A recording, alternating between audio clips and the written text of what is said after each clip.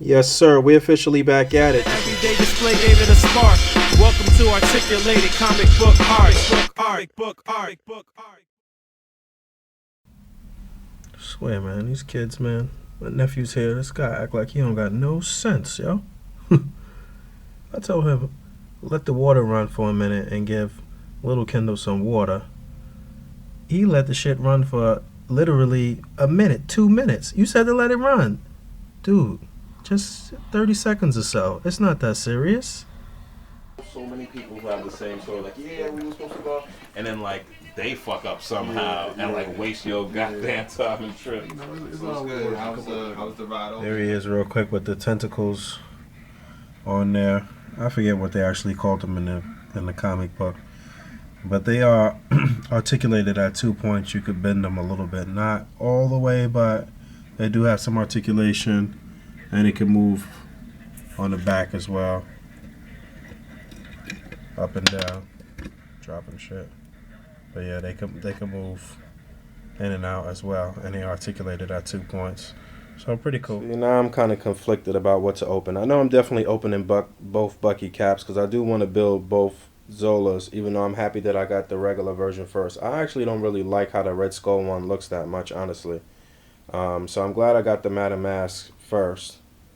And I know I do want to keep a set of the Wrecking Crew mint on card, but I'm going to open this Thunderball right here. I'm conflicted. I don't know. Through Brubaker's run on Captain America after Steve Rogers had got shot, these three guys, or these two guys and this gal were together a lot during that run. Falcon, Bucky Cap, and, oh, that's great, and Black Widow. So I'm just taking some shots here, doing a couple of things.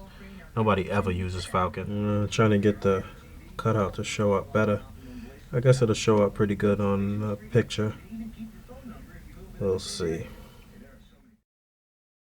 Oh, and the other thing is, my only other minor gripe is that I think the shield could have just been a tad bit bigger. However, his size and how big he is spot on. I think he's a little smaller than Captain America, as he should be. Again, it's like a medium build man. So I like to see them use this mold moving forward, and I think they will be using the same mold for U.S. agents. So I'm looking forward to that as well. Big three action, real quick.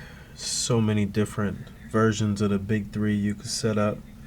So I got the Bucky Cap, Martin Thor, and what some people like to call the Duck Bill Iron Man. Just messing around a little bit. Probably snap a few flicks with them in this version. I really like this Bucky Cap figure, man. What an awesome figure. I don't know what I was doing. Pretty random. Just kind of like a Secret Invasion collage, I guess. I was really just taking some pictures. I'll break these down into some individual scenes, I guess.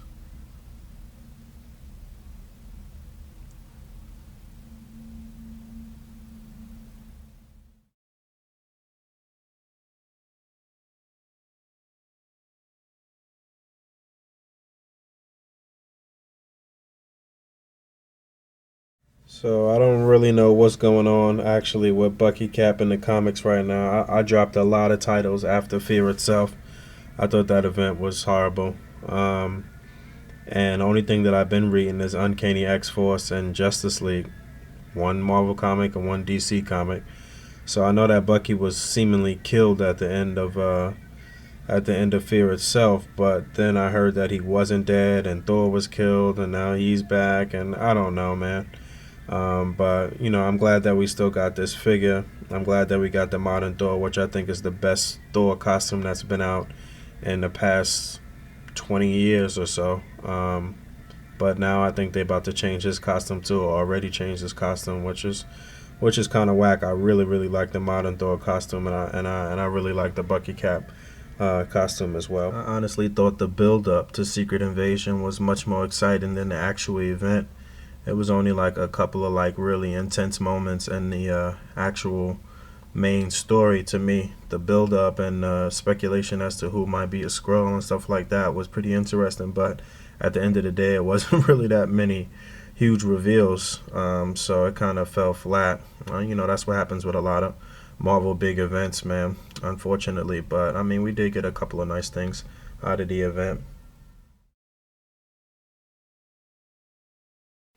Messing around with the LED lights and some different angles and stuff.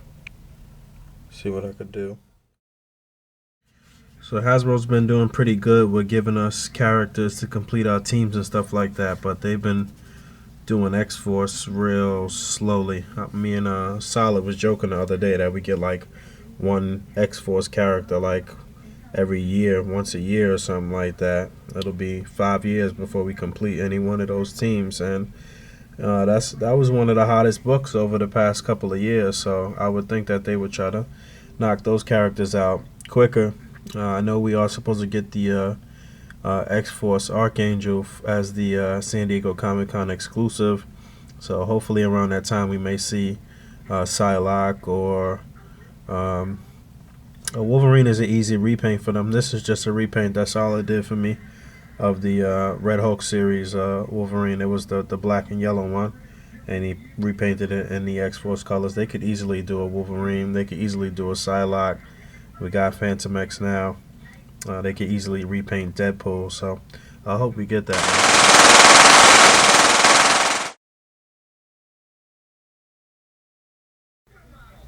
Messing with a little something here. I really do like the articulation on Phantom X. Just those few little points that he's missing, but I mean he can make for some good scenes, jumping and running and stuff.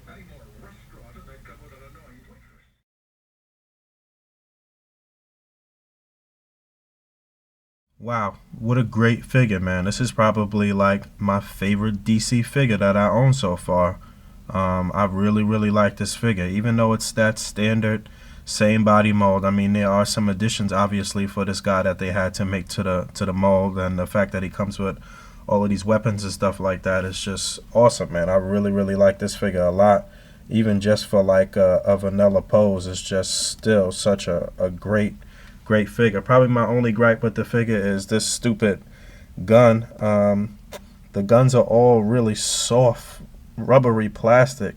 Even like the butt of the gun right here is just so soft and rubbery. Like, I don't know why they did that. That was just so whack. And the sword is kind of hard to remove from the holster. I don't know if it's just mine or what, but I mean, all the accessories and the extra parts and stuff like that is great. This is a excellent figure, man. I really like this. Again, I really like this figure, man. Once again, big thanks to my man Junior for hooking me up. I don't know why I waited so long to pick this guy up. I mean, I guess the price just wasn't where I wanted it to be.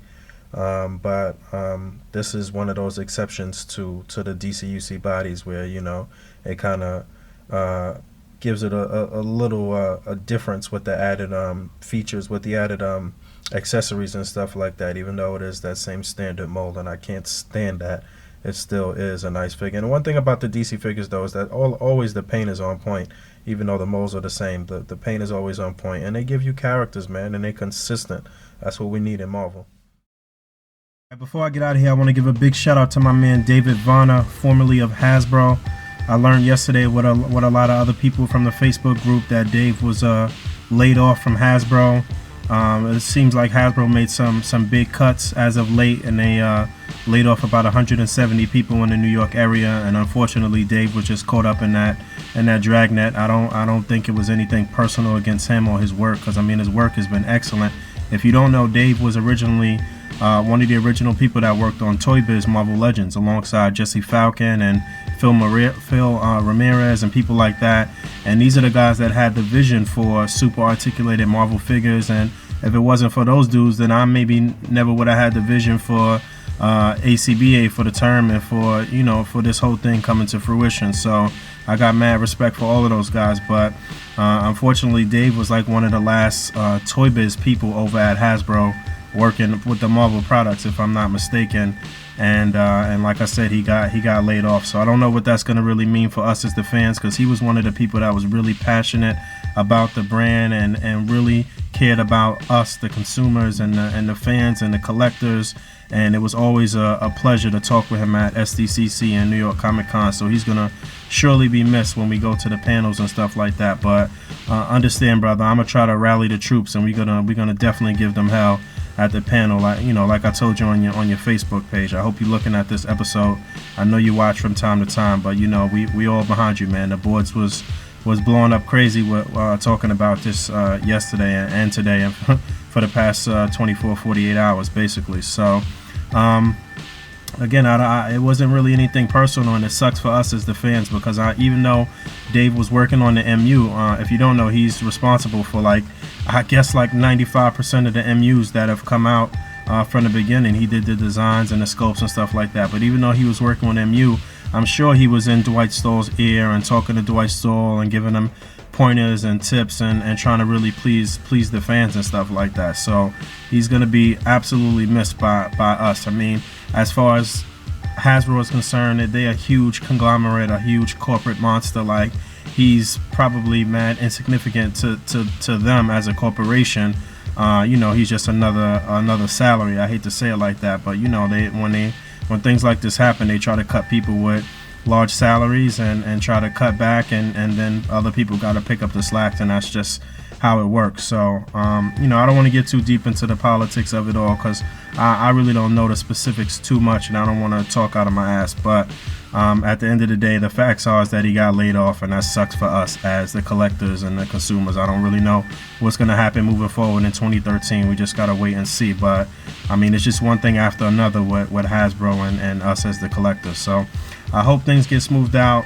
Again, Dave, like I said, man, I got mad love, mad respect for you, brother, and we'll see you soon. I'm sure you'll keep in contact with us, and hopefully, like Vinny said, hopefully now you could talk more in the group and do more in the group without worried about messing up at your job or whatever the case may be. So hopefully we'll get to chat with you more, man. But until next time, brother. Peace. Going back, all I need is benzos, squatting on the benzos, stack my money tenfold, make this my new tempo. Fuck 'em, I'm screaming fuck 'em, fuck 'em, I'm screaming fuck 'em, fuck all you haters.